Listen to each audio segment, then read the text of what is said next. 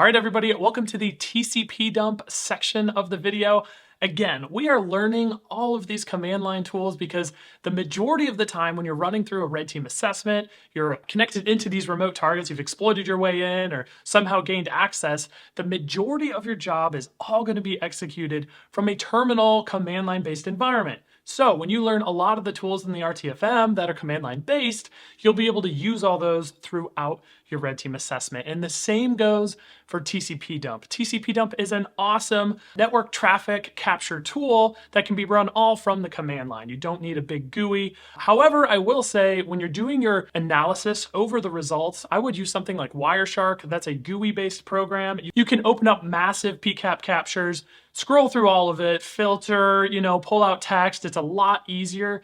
Typically, TCPDump is only used to capture that traffic and either kind of display a shorthand notation or just write it to a file. We're going to be looking at a couple of those techniques right now. So let's go ahead, jump in. We're going to look at this section. Now, this section is a little unique. We provide a ton of different filter options. So just to spare you all a 3.5-hour video on going through every possible filter, I'm going to talk through a lot of them and then probably just highlight the few that I use the most. And you can even go through a couple of different filter options that we provide and kind of combine them to get your own filter that you want. So let's first look at the RTFM document here and then we'll execute a few. So right here, kind of your tried and true, this is going to capture packets and headers on ETH0 in ASCII and write it to a file. Now, kind of combining the first two here, I use the TACW all of the time. This writes it out to a file. This is fantastic for long-running jobs. If you just want to capture a bunch of traffic over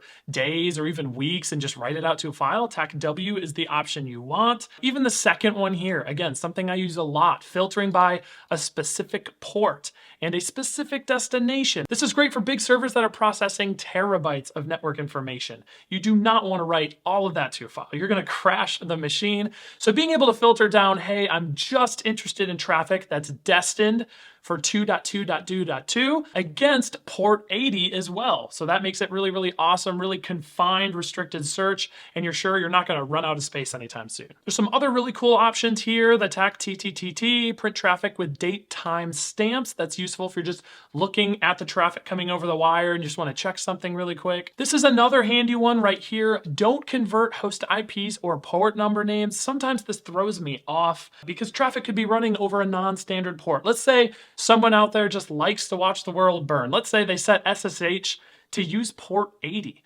TCPDump by default is going to say, hey, port 80, that's HTTP traffic, and it's going to label all of that traffic HTTP and maybe throw you off when you're doing your analysis. Maybe you need to know, wait, he's running SSH over port 80, who would do that, right? But not converting those names will definitely come in handy. I've used that from time to time. Here's some more filters here. You have your source, you have your destination. Like I said, you can do a TCPDump with a source and a destination listed in the same TCPDump filter, and again, really restrict down your search. So feel free to kind of piece these together however you need to. Some of these more advanced filters like this one here are awesome. If you just type this one in, you give it a good network interface to listen on, it's actually going to look through the traffic that's coming over the wire and try to parse out any potential passwords. That's why you see this pass equals, user equals, PW equals. So if it sees any of that coming over in plain text on the wire, it's going to print it to a file or print it to the screen for you. And then the last chunk here, these are all TCP relay options. This is really useful, really important if you need to replay traffic through like a network proxy. Maybe you're testing out some rule sets, or maybe your target customer is testing out some rule sets and you can just keep replaying this traffic so it can see it and see if it can pick up on it. That's typically how I've heard of it used the most. If you're actually trying to replay traffic to a target and actually interact with the target, passing information back and forth, this TCP relay may not be the best option. Sometimes just writing a Python socket program where you can just connect and pass that information back and forth is best, or automating it some other way that's more useful. So let's go ahead, let's go through a couple examples here just to show how TCPDump works. So let's first, we've been using SSH a lot. You should know SSH runs on port 22. So let's set up a TCPDump here to listen on port 22 for any traffic coming over the wire. And then instead of writing it to a file, we'll just have it print a screen so we can see it pretty easily. And then we'll take it from there. So let's come over here. First thing you want to do whenever you run a TCP dump is get administrative privileges. TCP dump requires you to basically hook into the kernel, I believe, to listen for the network traffic coming over the wire, and you do need an admin. Luckily, my user is an admin here, so I just need to enter an admin session, which I do with this sudo tac-s option. Now we can proceed with our TCP dump. I'm going to keep it super clean, super easy. We're going to do a TCP dump tac-i any, which I'm not quite sure if that's in the RTFM. If it's not, bonus information, and take that, write that down. It's yours to have. And then we're going to do a port 22. So this is listening for any traffic on port 22 going to or from my machine, and it should kind of print it to screen here. So let's go ahead. Let's try this. I'm going to go ahead and maximize my terminal. Let's open a new terminal here, and let's SSH out to our redirector.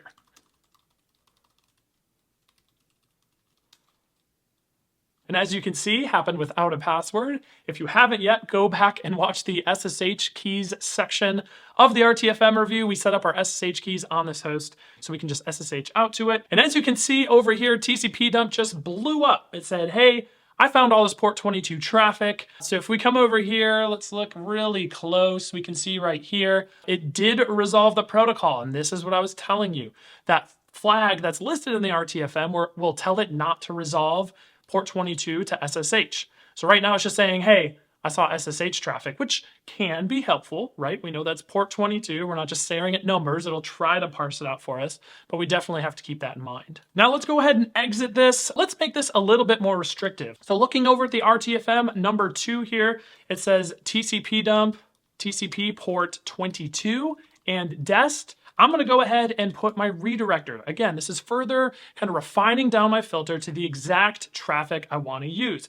Honestly, another little bonus comment for you. I use TCP dump probably the most when it comes to debugging things. So if I'm setting up a lab environment for an assessment, I'm trying to just debug some tool sets. TCP dump is awesome to figure out why two computers just aren't talking to each other. Are you seeing the traffic? Is it being dropped, blocked, etc.? TCP dump is going to give you a way better view into that. So back here, we're going to do our TCP dump 22, dest, our redirector. Open up my other terminal here. Let's go ahead and type exit. That's probably going to capture it too. Awesome. We did our traffic here.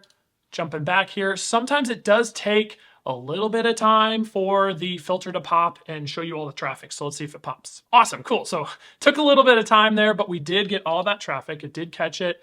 It did see it. It did print it to screen here.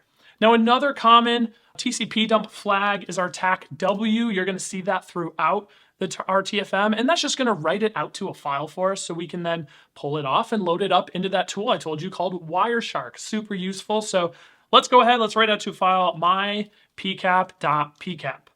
Same exact filter we just did, so we actually need to open up our terminal. Let's do our exit. We'll SSH right back up in there. And then you'll notice we didn't get it to print to screen here, and that's because it's writing it out to the file. There's a couple things we can do. We can open a new tab, do a very simple LSALI, and that's going to show you the file size. You can see right here, there is a lot of data written to this file, and that tells me it caught some PCAP, right?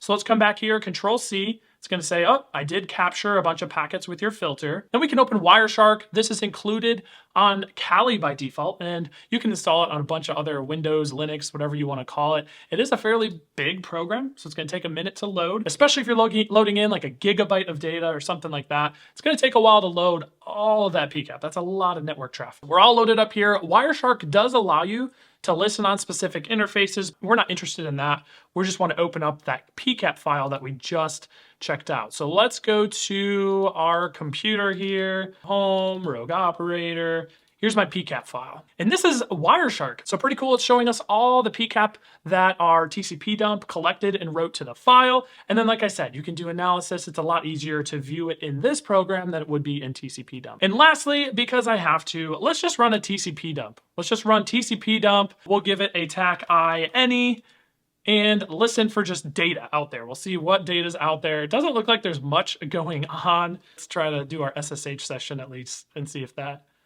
does something. Like I said, it takes a few minutes for it to populate. Yeah, you can see right here a bunch of gateway traffic, DNS traffic. This is an offline environment. Doing all my practice hacking in an actual network, right? So this is all offline. It's probably complaining it can't get out to the internet, can't resolve DNS, that sort of thing. And then lastly with TCPDump, let's listen on a specific interface. I'm not gonna take forever to do this one. I just wanna show you all. On this computer, I just did an IPA right here, and I got this data up here. You can see I have 3 network interface cards. 2 of them are in a down state. That means I have them unplugged. Again, connected to the internet. I'm practicing offline, don't want it connected. So they're down. So I only have 1 that's valid, 1 that's up. But if you're ever in a situation when there's multiple cards and you just want to listen on one, again, RTFM has it, TCPDump TAC I, ETH1, and then you can further write out to a file, do your filter, that sort of thing, and it'll listen, it'll do its thing, you're good to go. So as I mentioned, TCPDump is a crazy powerful tool. Definitely play around with a bunch of the different filters in the RTFM to make sure you're familiar with them. That way, if you're on an op and you really need to capture port 3389 traffic going to a specific host, you're easily going to be able to write a filter to do just that. That's a wrap on this section. Click through to the next video and you can check out screen.